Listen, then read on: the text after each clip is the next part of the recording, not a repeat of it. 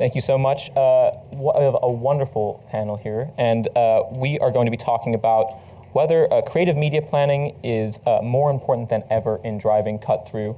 I did just say your names and titles, but I'd like you to reintroduce yourself to the audience and then answer for me the question, what is most driving cut-through today in your opinion? And Susie, why don't we start with you? Hi, I'm Susie Thompson. I'm the Senior Director of Media and Comms at Coty, which is one of the leading beauty companies. Cut-through, I think, is an interesting one, and I know that when I was thinking about this discussion, there are so many different elements, such as, is it cut through for reach and awareness, or brand and brand saliency? And there's not one answer, which is probably not the best thing to say in a panel discussion, but it is about getting the mix right. And I think one of the challenges that myself as brands and advertisers, I think we need to be better at is being really clear on what our objective is and what our measure of success is. Because I think sometimes we can be a bit fluffy with regards to wanting to cut through on everything and every metrics. So I think that's something which is one of the challenges for us, is to be clear on what we want to cut through on. Mm-hmm. Jacque? Hi, I'm Jacque Chadwick. I'm from Ozone, the audience platform owned by the publishers. And for cut through, I think it's all about premium environments. And we refer at Ozone to the premium web. And what we mean by that is we define that by our partnership of the editorially governed publishing partners, and the way in which they create this compelling content to create that cut through and high attention. Now, it's easy for me to say that, so I've come with a few proof points about why I believe premium environments give cut through. Let's think about some of the studies that have happened in recent years that prove the link between environment, attention, and impact. And I have one in mind, which was a British Gas study where they had 43 million digital impressions. And what was highlighted was that in 10 seconds on a publisher site, you got the same attention that would take 30 seconds away from a premium environment. And think of Lumen. We all know Lumen. Lumen did a study in which it was found that in premium environments, 42% more dwell time was created, and of those that read it, they were almost 2.5 times more likely to buy. And in fact, Ozone did their own Lumen study too. And what we found is that we got, in our video ads, we got twice as much attention in premium environments than that of social media. So that in itself, I think, gives those proof points. And just because it's viewable doesn't mean it's viewed. And I think premium environments and Ozone absolutely do that, as do our publishers. I'm sure we'll get into attention a little bit more later on. Emily? Hi, I'm Emily, and I am from Talon, so we're an independent out-of-home agency. I think, kind of echoing what everyone said here, is, creativity, and actually what was just spoken about earlier, simplicity and creativity is what's going to get the biggest cut through. There's lots of metrics out there.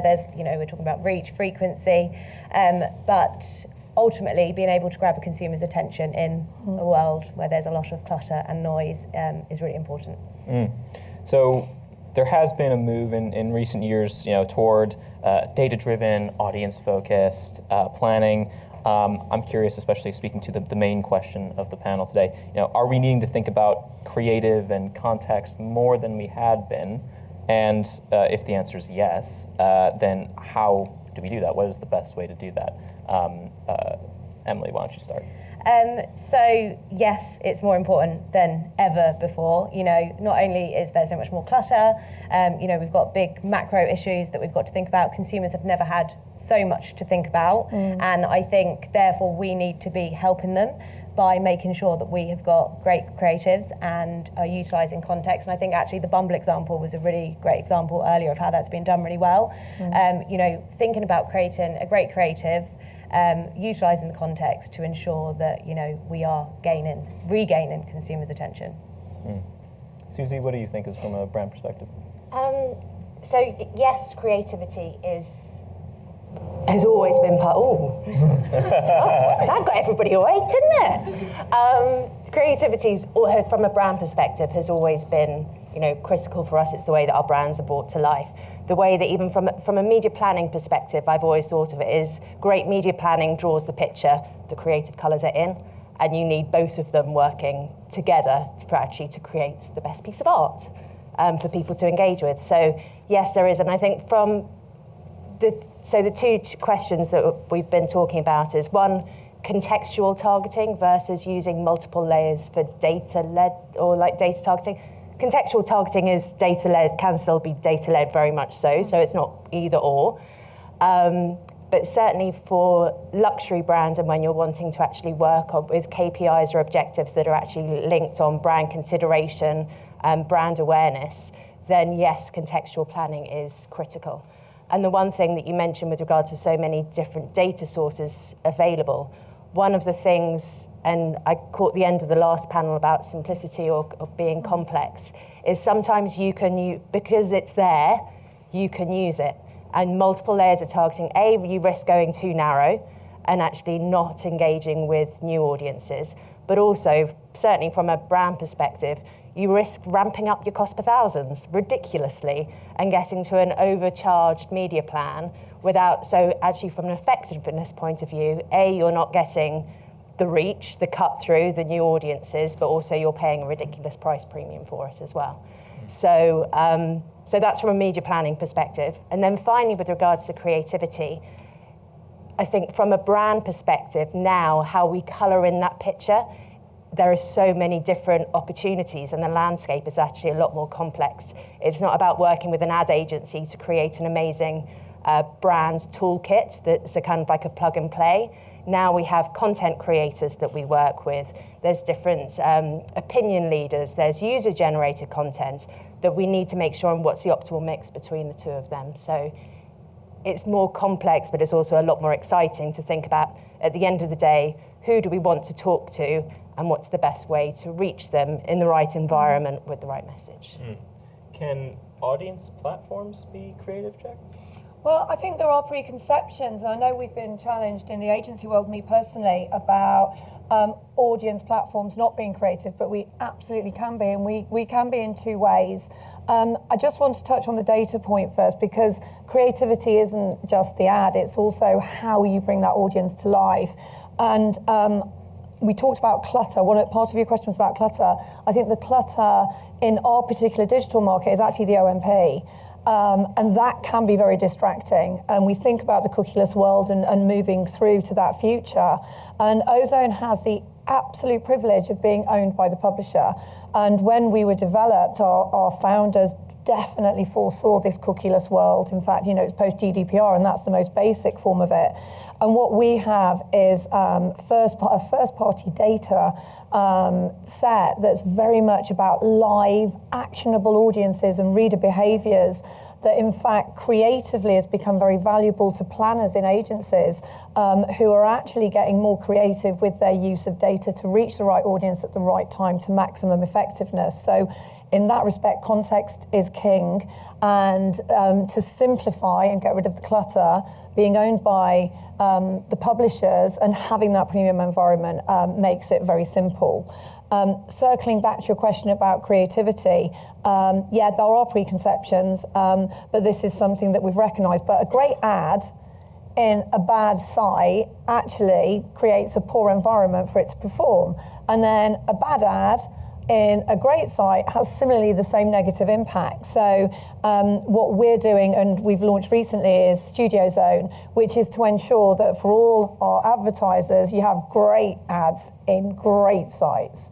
And that's really important because over the last 5 years, what we've proven is the power of that collaboration of all these premium environments. So launching Studio Zone gives us an opportunity to add the elasticity, to add engagement that, quite frankly, you can't do on the open web. So can we be more creative of audience platforms? Absolutely, yes, we can. And I'm proud to sit here and say that we've recognised that, and the launch of Studio Zone, being out there for campaign pitches, answering briefs, and also working with brands and our publisher and agency partners to be testing and developing new formats to make sure we can continue that journey. So I think there's work to be done as audience platforms. We're absolutely doing it. So watch this space. So we've brought up, I think, the word clutter a lot. Another word that comes out is noise in terms of data and measurement. There's just so much of it, right? how do we decide what does matter most? I mean, attention was brought up already previously. That's been talked about at the conference already, but perhaps not ad nauseum yet. So what does matter most? And when we simplify down, what are the key things that we should be starting with? Emily, what's on your mind?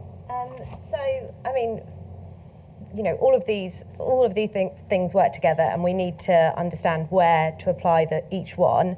I think from like analysis that we've done internally about sort of creative effectiveness, we know that, you know, frequency can drive awareness metrics. However, it's a really fine balance because, you know, as frequency increases, that can have an impact on sort of creative emotional response to creatives. So it's a really fine balance. I think one of the things that we've learned internally, and I think kind of reinforces what we hear within the industry, is that you can reach the right person at the right time with the right amount of spend. However, if your creative is below average, then this is going to have the biggest impact. And that's what we're really seeing from a lot of creative testing that we're doing internally and linking that back to sort of our wider measurement framework. Would you say that creative should be leading more than perhaps anything else? Susie, what do you think?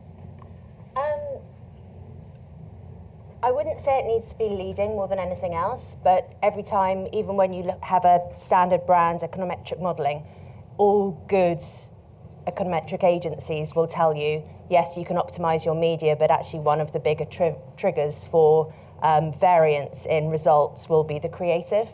Actually, and then a big story about creative wear-in is happening now as well, so not thinking about it. So if you crack a great creative, keep with it, optimize it, and stick with it, rather than thinking every time you need to reinvent the wheel. When you say about is creative the biggest driver, so it is critical, but to my point when I kind of like did my intro about being really clear on what your measure of success is, you know, you can talk about reach. Sometimes one of the things that really, if you want to hear about one of my bugbears, one of the things that really annoys me is sometimes with a post-campaign analysis, and they say, it's great, we over-delivered. You know, you had more impressions, you had more reach than planned. I'm like, hang on a minute, we had a really good plan. I was happy with my plan. How, you know, what is it about over-delivery? So I think one of the things is we've got to be clear on what our measure of success is. And for brands, at the end of the day, as I mentioned with the econometric modelling, we look at short-term and long-term. Fundamentally, as a company, you're looking at return on investment. So you can talk about reach, you can talk about engagement, but actually in the short or long term, is it fueling and driving my business success? And one of the great things that we're seeing now with, and I know we've touched on attention, is having a look at our campaigns, working with companies like Lumen to be able to benchmark apples with apples, see where certain areas of the plans are driving higher attention, optimizing that, and then in the next wave of modelling, being actually able to see how that is driving greater short-term and long-term return on investment. And I think that's sometimes where we can't. Creativity is fabulous and a great creative is wonderful, but also don't pay £2 million for a wonderful brand ambassador just because she's, you know, could be an amazing, or he or they could be an amazing talent ambassador, but if they're not going to drive your business growth. I'm going to come to audience questions at a certain point in just a few minutes. So Sam always says, get your thinking caps on. I think that's a bit corny. I think I've heard him say that 20 different times over the past year and a half. But get your thinking caps on if you do have any questions on the topic. But so now attention's now been brought up quite a few times. I'm curious, what degree is it important in terms of, you named a number of different things that you want to look at, pre-campaign, post-campaign. Jacque, can you tell us a little about where you view attention on the scale of things? Well, by default, being the platform that we are that's bathed in these premium publishers, attention is something that, again, we have the privilege of getting because people are spending much longer within our content. I think attention's been given a lot of talk over recent years, and there's no single measure, which I think is a general challenge for any form of, measurement when you're trying to define what it is. But I feel that attention's been very subjective across the industry. Everybody's got their own version, and often it's not very scientific either. So Ozone takes attention and indeed any measurement to make it meaningful beyond your click-through rates and your view-through rates and what's your reach. 2 years last summer, we created the Ozone Attention Index. And this is a proprietary tool that we created. Before we did it, we went out to market, because there's no point creating anything if you don't understand what the market actually thinks is important about ad engagement and the different elements of that to drive business success. So we work closely with Moat. You never want to mark your own homework. And we work very closely with Moat. And what we've created as part of that widespread common currency is 6 attention proof points. And we give that free to every single managed service campaign we do. What that does is gives intelligence back to brands, to planners, that gives individual analysis on each of the components and informs how to future-proof your planning and how to make it better and what worked. Of the elements that are particularly pertinent for Ozone, and I spoke to one of my client services leads before I came out, I said, which one's the most important? And he said, for me, it's in-screen time, and it's about having a great creative, which is often out of our control, but is one of those where when you're in an environment where you get that in-screen time where the ad is visual in the environment that it's in. And, you know, in the last 12 months, we've measured over 650 million impressions across 480 campaigns. And what we can prove is attention can be measured scientifically. And in fact, in premium environments, it's 15% higher than the Moat average. So attention is, I'm a huge advocate, as is Ozone. Yeah, but I think it does depend on what your KPIs are. Because Yes. if you are looking for a pure performance-driven campaign, and actually your KPI is looking for conversion and set an immediate short-term sales, then actually it's not about that beautiful ad in the right context and the right, because you've got different objectives. Yeah. However, if you're launching a new brand campaign and you're wanting to shift brand perceptions, you can't take away from having that premium position in long-form content on the big screen in the centre of the living room where all families are engaging and everything, and I think that's where the difference lies. And I think also, don't pretend to be something you're not. We don't claim to be a performance platform. What we do is shift the dial in that upper mid-funnel. And we have people that say, well, my KPI is performance. And it's like, well, we're not playing our best team if we promote a pure performance campaign. So it's also about keeping, as a media owner, keeping yourself honest and playing to your strengths. Attention's obviously a big deal in out-of-home as well. I mean, what can be more attention-grabbing than standing outside and seeing a huge billboard, certainly if you expect it. Yeah. But something that's quite interesting about out-of-home just in the past few years is that it's digitized tremendously. Have you found that the creative has kept up with the possibilities that you can now put into billboards, make them move as opposed to have static images? Yeah, I'd like to say yes. However, it's like the ghost of print in past is still haunting me in out of home, because I'm still seeing static print ads coming into what it now is predominantly digital out of home.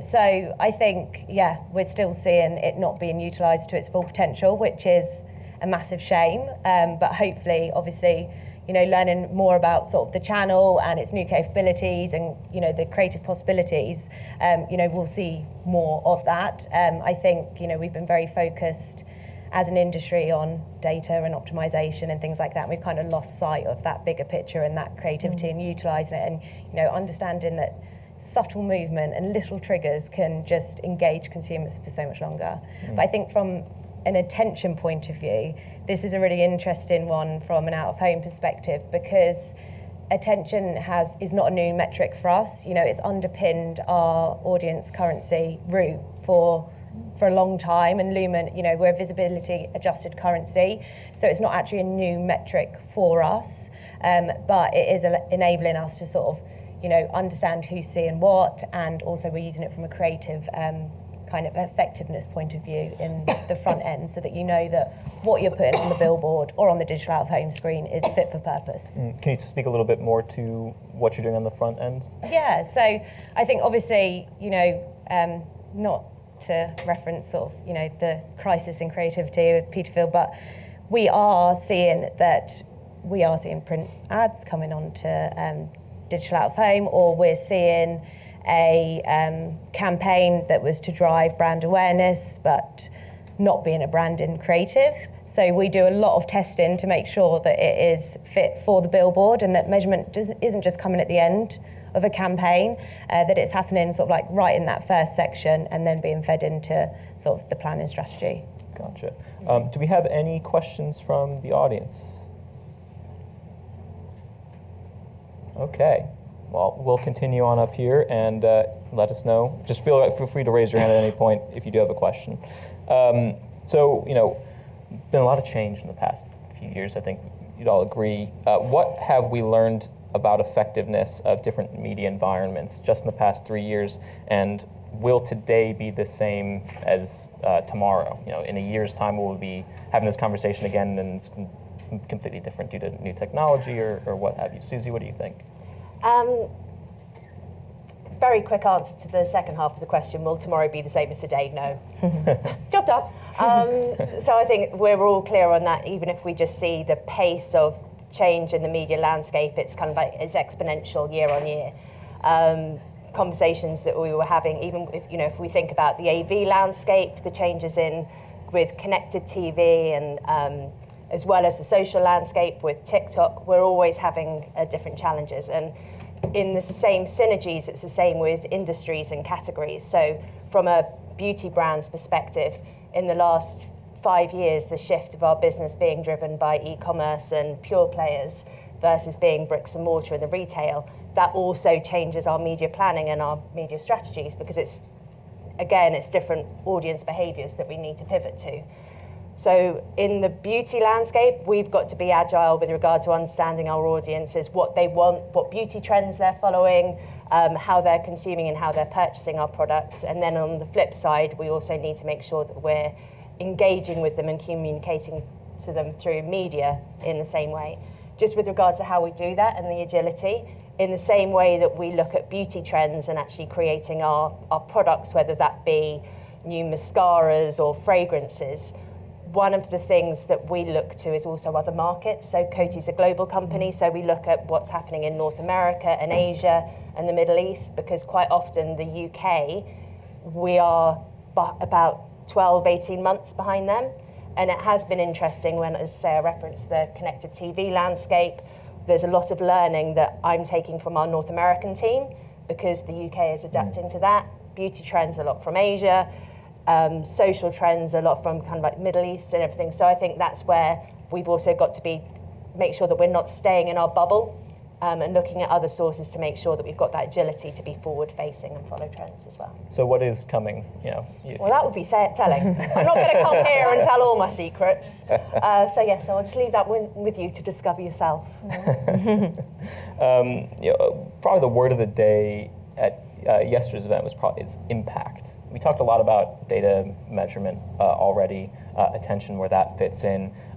Yesterday there was a bit of a debate about whether or not measurement needed a rebrand almost to sort of cut out some of that noise that we were talking about earlier and drive better business outcomes and business value. I'm curious what you make of that.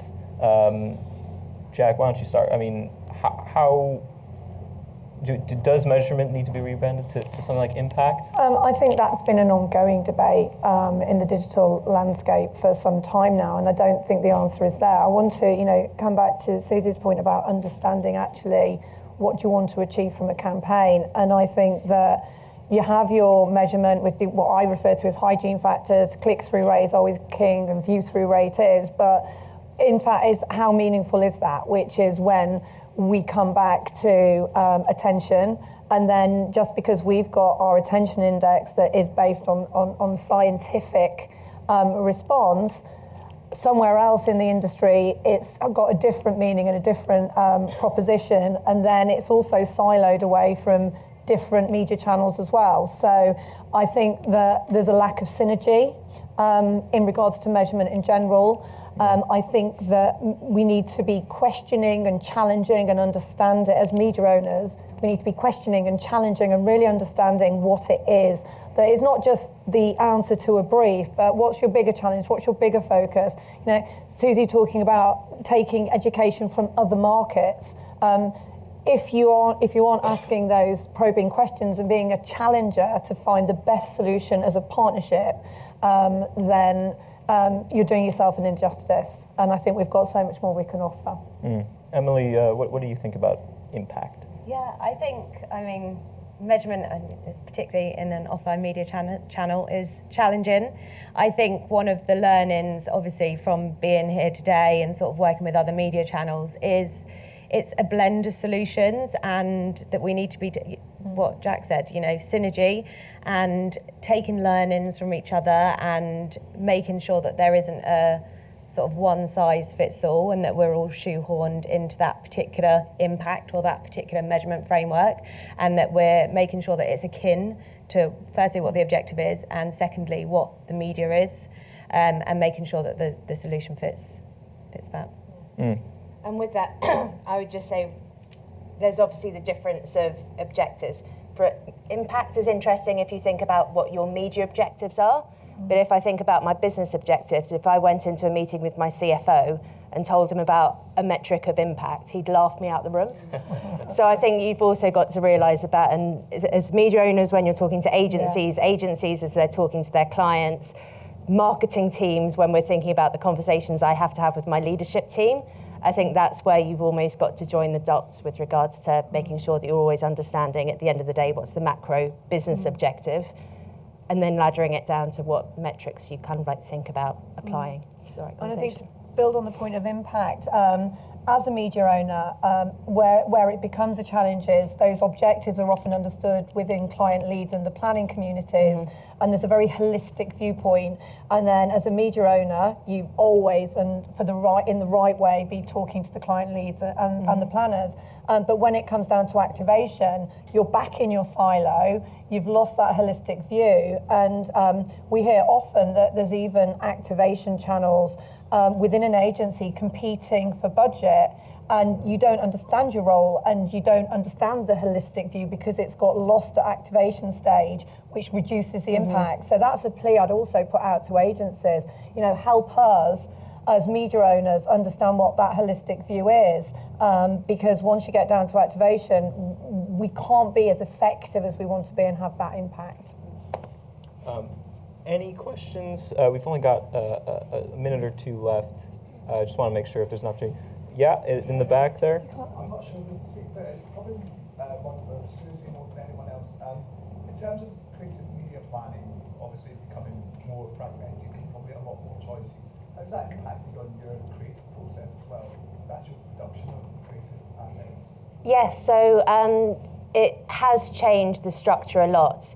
I think with Coty is the structure of a lot of global companies. It always used to historically be that there was global creative toolkits that just used to get deployed to local markets where they had relevancy or they're the leading market. And so it was a little bit of a plug and play. And the creativity was purely in the media planning because you knew the creative toolkit you had to work with. I know that lots of advertisers have different models and work hand in hand with creative agencies.